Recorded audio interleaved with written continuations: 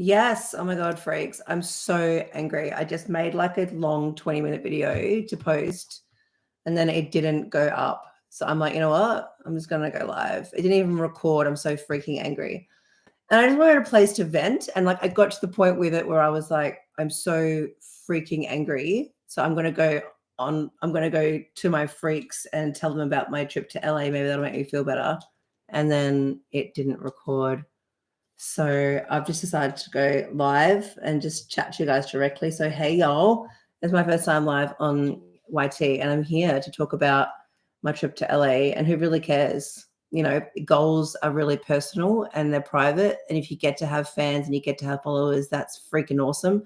But at the end of the day, you don't do it for that. You do it for you. And I'm just checking in to talk about the experience and how I feel following the showcase with the guys over there. And yeah, I'm feeling the blues, to be fair.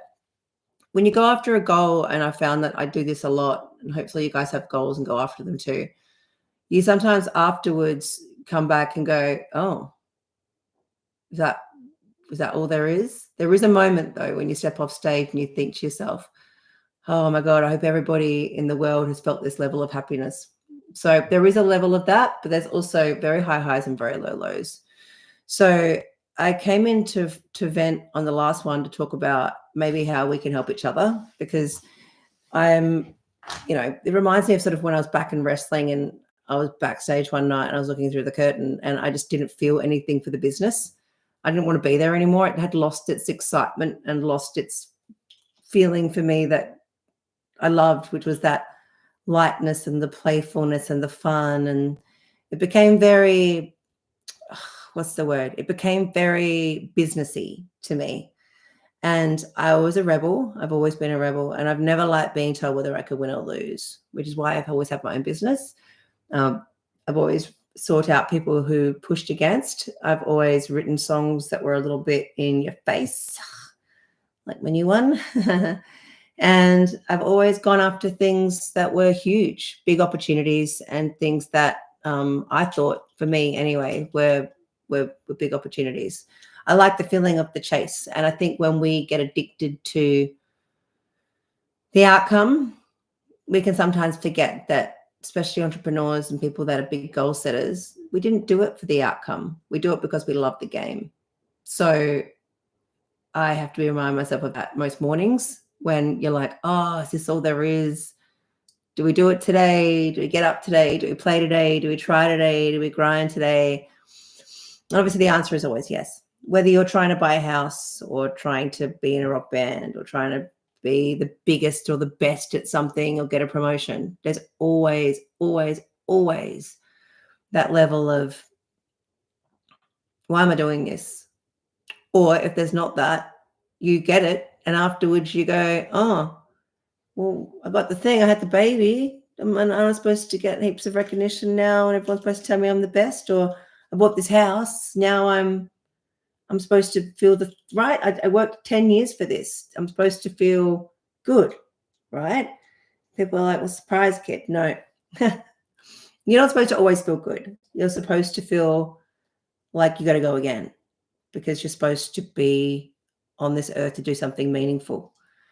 That's what I think. I think we're all put here to design our own lives. You don't have to make anyone else rich. You don't have to help anyone else become whatever they want to become. You design your life. You are the GOD, the grand overall designer of your life, good and bad.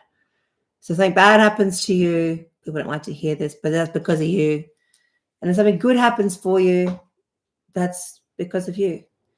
And I think when we can really lean into the fact that no one's coming to save us, no one's our hero, no one's going to help, really, at the end of the day. It's you and you. You come into this life by yourself, you leave by yourself. It doesn't feel nice to say that, but I'm venting today because I don't usually have lows. I'm a very, very positive, high vibe person. And this is where I'm at. I'm kind of in a really low bluesy place where I'm like, why am I doing it? I remember I had that behind the curtain moment with wrestling where I was sitting behind the curtain and I was looking at it going, about 10 years ago, I was sitting there and I was like, I don't feel it anymore. Like, why am I doing this? And when I quit, no one stopped me. And then, no one said, no, don't. No one did that back then. It wasn't. It's show business. No one does that. They go, okay, kid, see ya. Someone else will take your spot in 2 seconds. It's like anything.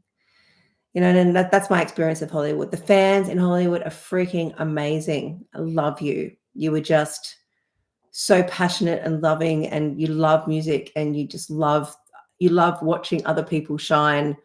And like everywhere in the world, you just make it worth it. Someone liking what you do, someone connecting with what you do, it makes it all worth it. It makes all the money worth it. It makes all the drama worth it. So thank you. And then the business side of it is just, because you talk to someone and they are looking at you like a dollar sign now instead of like a person that makes art. And you didn't start this to make money. No one ever, a lot of people do start things to make money, and you get along the trail and you go, oh, I can make money out of this. And then it sort of changes the way you do things.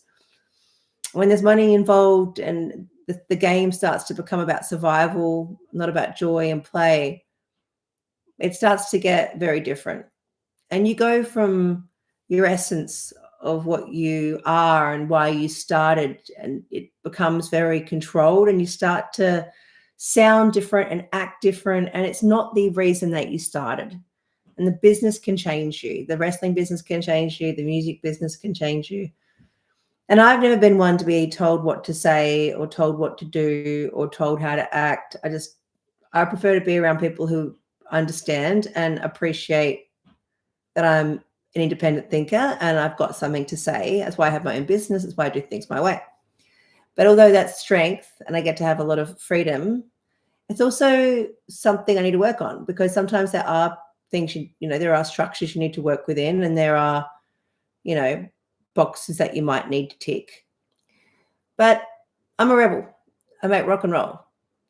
I'm not working at Kohl's. I'm not working as a hairdresser, even though both those things are freaking awesome. If you work at Walmart, thank you. I love that place. But, at the end of the day, you got to start somewhere. Some of my biggest heroes who have gone on to do massive things with their careers started working at places like this Subway and stuff. So you can start anywhere and end up anywhere. I guess what my rant is about is I've never been one to talk, to be told when I can and cannot talk. And I think you're similar. So that's why it's taken me ages to get an album out. It's the entertainment business. It's doing my head in. I haven't played enough shows. I haven't been in front of enough people. I haven't been able to speak my message and talk to people and connect with people the way I want to. And my job is to lift the vibration of people and to be authentic and to help others do the same. And that's what I want to do with you guys here. So that's why if no one listens to this, I don't care. This is my way of getting everything off my chest and feeling better. And with wrestling as well, they could say to you, you can win or you can lose. I'm like, no, I get it, but I don't get it, if that makes sense. Because how can I be the hardest worker in the room and still lose? Didn't make sense to me. How can I still be the biggest? How can I work my ass off for weeks and weeks and weeks and weeks and weeks, still not win? For months and years and years and years and years and still not win? Someone can decide that. Okay, so you've got to, what I'm learning is the inner game is super important. The inner game of, I don't care if you say I didn't win. I feel like I won.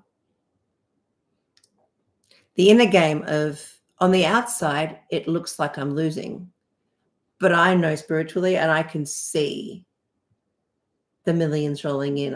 My spiritual side, my vision is way stronger than my physical sight. The physical senses of this world, the things that we're tapping into just in our physical reality, it's 1% of what's really going on here. And we're trained to just believe our senses. We're trained to lean into purely what we see, feel, touch, smell, but so little of that matters. Daydreaming, closing your eyes, clearing your mind, going to a place and thinking, what do I want to be? Who do I want to become? What do I want to attract? You can do that. You are powerful beyond magnification, beyond any kind of, you can't even measure how powerful a human being is, but you can manage and you can measure how disempowering it is to be around people who are toxic, or how disempowering it is to be around people who are living in survival mode, who are only caring about money or resources, or are connected to, you know what survival mode is. You've seen it. You've probably been in it before. Yeah. I try not to live there and catch myself when I go there. Because to me, I want to be free. I love being free. I love the feeling of playfulness and joy and giggling and flow. And when I start to get into structure and rules, and I feel like I'm losing my essence. And we do need, when we start to do things like art and business, we need to combine this beautiful freedom and beautiful flow with something that's in survival mode. And when these two things come together, they don't always work. They don't always work. So sometimes it's nicer to leave something that is beautiful and flowing and growing on its own organically and naturally, without including business or the survival mode in it, which is why some artists are better suited to where they are, or who they're working with. I get it. And I do really want you to understand that if you want something big, if you want something bold, if you want something that you're dreaming of, it doesn't matter if it's cool to other people. It doesn't matter what anyone else thinks.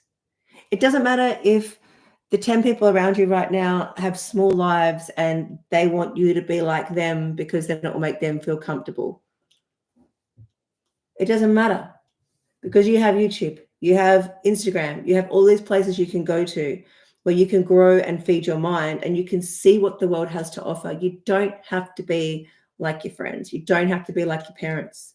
You don't have to be like anyone around you. If you feel something inside of you that says there's got to be more, you need to listen to that, because you're a chosen one. And there aren't many chosen ones.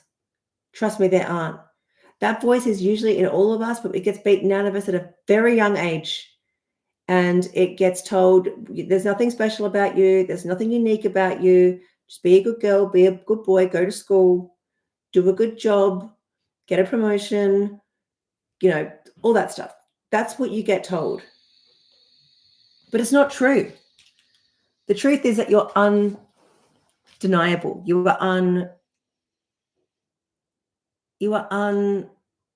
Somebody turned the tap on in the next room and my ADHD has just gone insane.